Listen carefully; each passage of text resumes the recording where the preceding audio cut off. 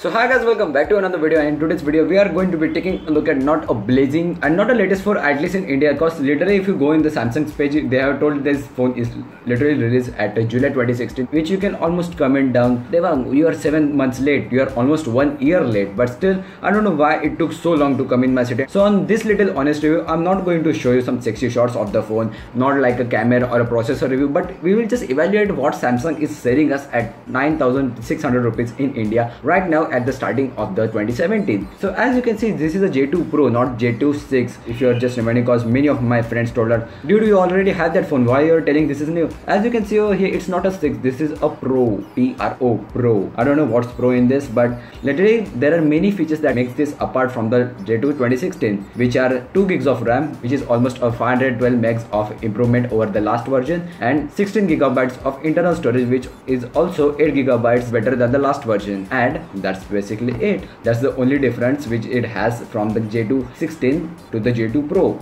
There is nothing called S power planning over here, as it doesn't even run Grace UX, because also the J7 Prime and the J5 Prime doesn't run the Grace UX, but they still have these features. Also the body quality is not that good. It's a plastic build, not a metal build. Also no fingerprint scanner on this thing. The camera quality is good. If you go to the modes, you get HDR restoration, which takes around 2 seconds to capture one single pic, so it's almost of no use in low light. You get the Pro mode, and by the Pro they just mean exposure, ISO and white balance. That's the Pro. If you come down to the video recording, let's just go to settings. In terms of video recording, the max resolution you get is a 720p, not even 60 fps, 720p 30 fps. Let's just bring this thing right back. This thing can record in 1080p 30 fps, which is not even available over here, 1080p 60 fps, 2K and even 4K for 9,000 rupees. I know it doesn't support by the Xiaomi, but you can just do it with downloading an app called Open Camera, which is just over 2 megabytes, and it can give you an option for 1080p 60 fps, 2K, 4K 30 fps. And let's just come down to the highlights of this phone, which is Smart Glow and the TST technology, which is the heart of this phone. And let's just talk about how bullshit this is. Let's just read what Samsung has to tell us about this TST technology on their own page.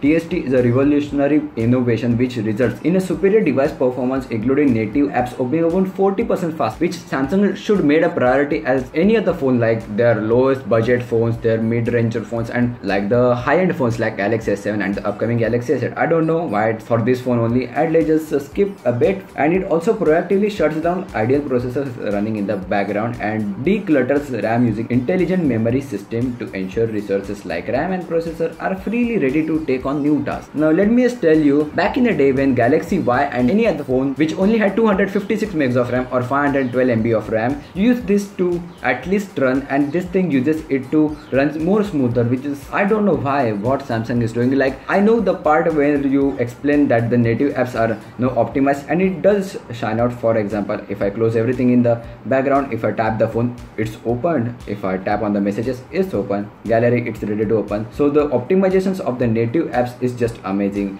but killing apps in the background, it's just weird. But right now, when I'm testing this, wow, this is literally like a magic. Tapping on the app and it's ready to open. Now, as every time, every other phone I bring home to unbox and review, I show it to my mom. Now I show this thing to my mom. She asks, what is this big flash kind of thing? Now I explain to her, it is Smart Glow. It tells you when you have a call, when you have a message, or anything bullshit that you get on your phone, it will just glow in any other color. If you think, if you're not checked this device, it only has red, blue and green, no yellow, no orange or anything like that, or no kind of disco animations. Now she told me simple thing, why would I keep my phone upside down? It will totally scratch up if I would keep it in my kitchen or any other bathroom or anything. Why would I keep my phone upside down? I don't know, Samsung could make a really nice technology if the bezels would glow. I know it would be very hard, but it would look very beautiful. But seriously, on the back, who keeps their phone upside down? I am not still getting this point.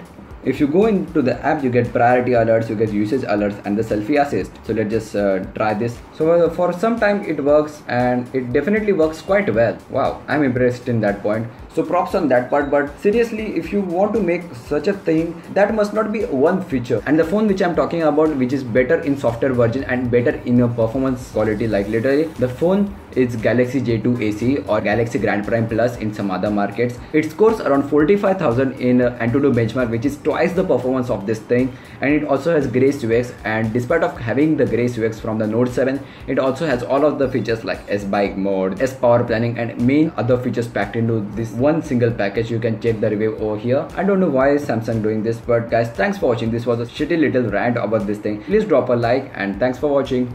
Peace.